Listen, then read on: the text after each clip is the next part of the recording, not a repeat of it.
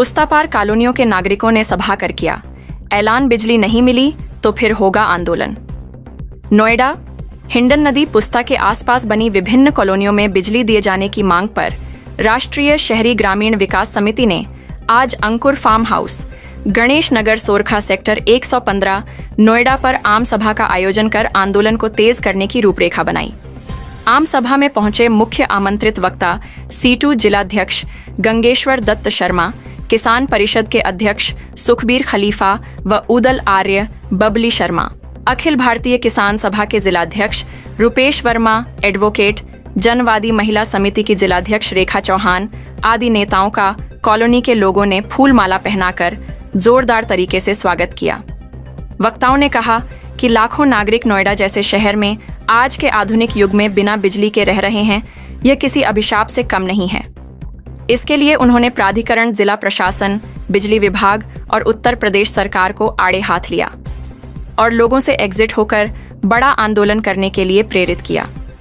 सभा को समिति के नेता राजेश दुबे, हरगोविंद सिंह, हरिलाल गोपी, रामजी यादव, धर्मेंद्र सोलंकी, किरण देवी, गुड़िया देवी, रामदुलारे आदि ने संबोधित किया। सभा की अध्यक्षता समिति के नेता लायक हुसैन व संचालन जतिन यादव ने किया। नोएडा से संतोष कुमार की रिपोर्ट। ठेकेदार हैं, जो पहरेदार हैं, जिनकी अगुवाई में हम आगे बढ़ सकते हैं, निश्चित तौर पर मैं अध्यक्ष सहित सभी को प्रणाम करता हूं। देखो, ऐसा है, हमेशा मेरा मानना एक ही रहा है। बबीता शर्मा जी जो बहुत मजबूत हमारी साथी हैं, मजबूती से लड़ाई लड़ती हैं। रेखा चौहान जो हमारी जनवादी महिला समिति की मजबूत नेता हैं, और जो ग्रामीण विकास कॉलोनी के हमारे साथी हैं, गोविंद भाई, गोपी भाई और तमाम साथी जो आज से ही नहीं बहुत दिन से। आज की सभा के अध्यक्ष साथी लायक हुसैन, राष्ट्रीय शहरी ग्रामीण समिति के हमारे नेता राजेश दुबे जी, गोविंद जी, गोपी जी, रामजी यादव, किरण जी, जतन जी, और हमारे बीच में किसान परिषद के राष्ट्रीय अध्यक्ष बड़े भाई सुखबीर खलीफा जी, उदल आर्य जी, किसान सभा के जिलाध्यक्ष डॉक्टर रुपेश वर्मा, जनवादी महिला समिति की जिलाध्यक्ष रेखा चौहान, और इस सभा में विभिन्न कॉलोनी से आए हुए हमारे सभी साथी भाई और बहनों और साथियों, बिजली और जन सुविधाएं देना सरकार की प्राथमिकताएं हैं। बिजली हर नागरिक का मौलिक अधिकार है। संविधान में बहुत स्पष्ट व्यवस्था बिजली के संबंध में की गई है। अभी राजेश दुबे जी वैध और अवैध की जो बात कर रहे थे, हमारे वोट लेकर के विधायक बन सकते हैं, हमारे वोटों से सांसद बन सकते हैं, और हमारे वोटों से सरकार बन सकती है। वो सरकार जो हमारे वोटों से बनी है, वो सरकार हमको अवैध बताए, ये कैसे हो सकता है? अगर हम अवैध हैं तो हमारे वोटों से बनी हुई सरकार भी अवैध है।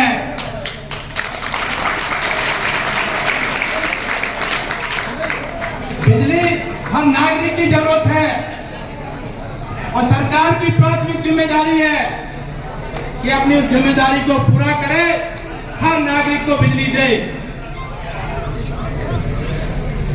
बिजली के लिए हमने तो रजिस्ट्रियां कराई है, सरकार को राजस्व दिया है, तब अपने मकान बनाए हैं। जबकि प्रावधान है, अगर चौराहे पर, सड़क पर, सरकारी जमीन पर भी अगर कोई बैठा और बिजली के लिए आवेदन करता है तो वहां भी बिजली मुहैया कराई जाती है।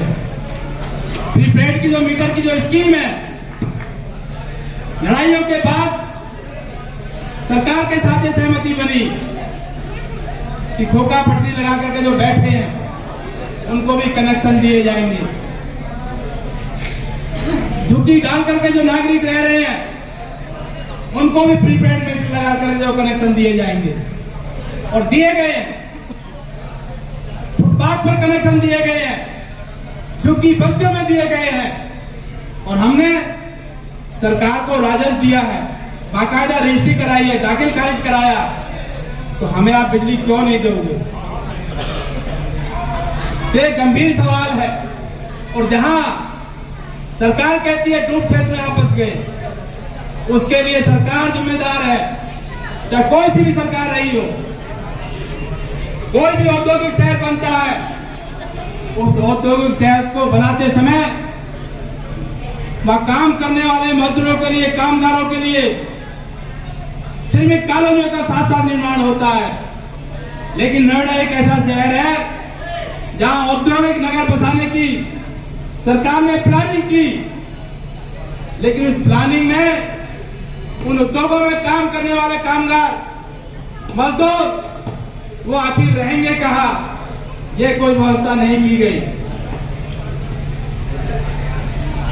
नोएडा प्राधिकरण ने वहां से जो कि ये पब्लिक भी आएगी, आ रही है ना सामने फ्रेम पे ऐसे नहीं आ रही, ऐसे आना, ऐसे आना, ये गलत चीज, ऐसे आना, एक उसको ध्यान में रख करके पीछे से फोटो। कोई आवाज से स्कीम आज तक लॉन्च नहीं की।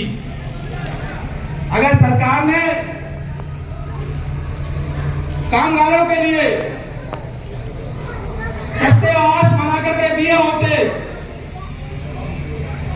तो हमें इस पुस्ता पार आकर बसने की जरूरत नहीं पड़ती। तो इसके लिए यहाँ का जिला प्रशासन, प्राधिकरण और प्रदेश सरकार जिम्मेदार है। और जब लोग फंस जाते हैं, कोई काम नहीं बन जाती है, लोग रहने लगते हैं, उन लोगों को नागरिक सुविधाएं देना सरकार की प्राथमिकता है और सरकार अपनी जिम्मेदारी से नहीं पा सकती है। इस सवाल पर हमें मजबूती के साथ लड़ने की जरूरत है और ये लड़ाई एक दिन की लड़ाई नहीं है। कभी हमारे कोई साथी सोचता हो कि एक दिन बड़ा हमने प्रदर्शन कर लेंगे, बड़ी सभा कर लेंगे, हमारी समस्या का समाधान हो जाएगा। बार बार आपको इसी सभा, धरने और प्रदर्शन और अपने हक के लिए आवाज बुलंद करनी पड़ेगी, तब जाकर के एक रास्ता बनेगा। और लगातार जो संघर्ष हुए, आपके जिला प्रशासन ने प्रस्ताव भेज दिया, बिजली विभाग कितनी बार यहाँ से प्रस्ताव भेज चुका है, कैबिनेट के सामने जाकर के मामला पहुंच जाता है। सरकार कैबिनेट में निर्णय लेकर के आदेश जारी नहीं कर रही है। हमें तो लगता है 1 महीने पीछे आंदोलन आपने किया, क्षेत्र के विधायक पंकज जी ने धरना स्थल पर पहुंच करके धरने को समाप्त कराया। आप तमाम साथी जानते हैं कि क्षेत्रीय विधायक के अनुरोध पर 1 महीने चला हुआ आंदोलन उनके आश्वासन के आधार पर समाप्त हुआ। यहाँ से प्रस्ताव भी गया, लेकिन कैबिनेट में ना तो योगी जी की जो पिछली सरकार की उसमें पास किया और दूसरा जो राउंड चल रहा है इसमें नहीं पास कर रहे हैं। और कुछ हमारे साथियों की कमजोरी है, साथियों ने सोचा अब तो काम हो गया और आंदोलन शिथिल कर दिया। हमें दोनों तरफ लड़ना पड़ेगा। एक तो कानूनी लड़ाई, दाव पेच की जो लड़ाई है, लिखा पढ़ी की जो लड़ाई है, वो अपनी जगह है और वो मंजिल पर पहुंचे उसके लिए जमीन पे आंदोलन की जरूरत है। पब्लिक भी तो देखनी चाहिए कि पब्लिक भी है।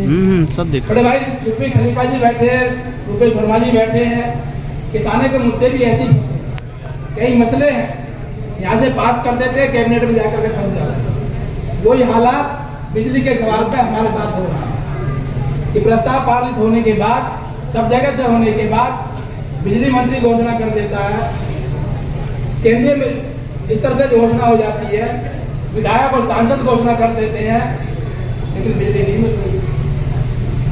सरकार अध्यादेश करके कानून नहीं बनाना, लेकिन उसके बाद भी अगर वो अध्यादेश ना भी बनाया, आदेश नहीं भी जारी करे, तब भी बिजली देना उनकी जो है प्राथमिक जिम्मेदारी है। अगर वो जिम्मेदारी को पूरा नहीं करते हैं तो सरकार के खिलाफ, प्रशासन के खिलाफ एक मजबूत लड़ाई की जरूरत है। और पीछे आप बहुत ताकत के साथ लड़े।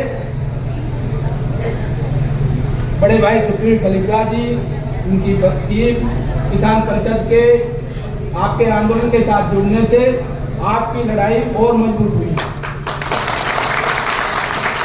और ये आपकी जिम्मेदारी है, इस लड़ाई को मजबूती के साथ मंजिल तक पहुंचाना है तो सबको सक्रिय होकर के काम करने की जरूरत है, एकजुट होने की जरूरत है। अगर 50% भी कॉलोनी के लोग जिस दिन सड़क पर निकल गए,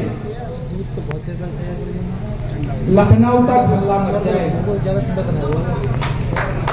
लखनऊ तक हल्ला मच जाएगा और आपका जो एजेंडा दबा पड़ा है वो आगे आ जाएगा और चर्चा शुरू हो जाएगी। तो उस दिशा में हमें काम करने की जरूरत है, क्योंकि वक्ता बहुत है हमारे बीच में, लंबी चर्चाएं फिर हम आपके बीच में करते रहते हैं जिक्र लेने के बाद में। तो मैं अपनी बात यहीं समाप्त करूंगा। आप तमाम साथियों को दोबारा से संगठित होकर लड़ने के लिए, आवाज बुलंद करने के लिए सबका शुक्रिया, धन्यवाद। साथियों, जय हिंद।